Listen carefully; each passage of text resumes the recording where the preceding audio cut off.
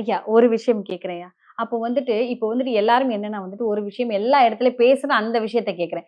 என்ன விஷயம் யாரு பேசினாலும் யாரும் அத பத்தி பேச மாட்றாங்க.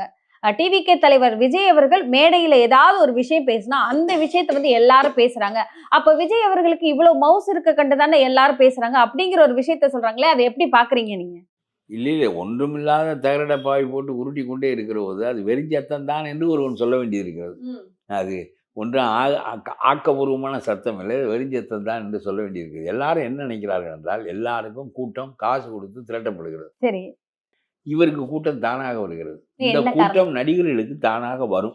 எம்ஜிஆர் ஐயாக்கு வந்ததா இந்த கூட்டம்? ஆமா. ம். எம்ஜிஆருக்கு ஒரு ரயில்ல வந்து சென்னையிலிருந்து மதுரைக்கு புறப்பட்டு போனாரு. எல்லா ஊர்களையும் ரயிலை நிறுத்தினார்கள். அவரை பார்ப்பதற்காக. அப்புறம் அடுத்த நாள் தான் போய் சேர்ந்தார். சரி. இதெல்லாம் உண்டு. ஆனா எம்ஜிஆருக்கு இது தவிர அரசியல்வாதி என்கின்ற தகுதியும் இருந்தது. அவர் அரசியலோடு சேர்ந்து வளர்ந்தவர்.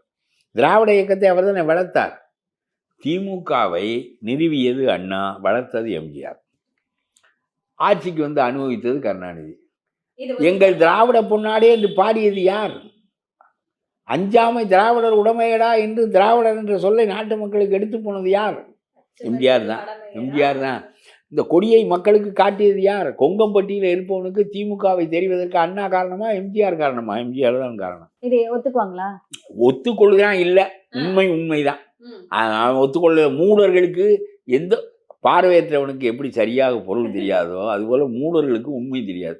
அவன் ஒப்புக்கொள்ளவில்லை என்பதற்காக நாம் வருத்தப்பட்டால் உண்மைகளையே சொல்ல முடியாது.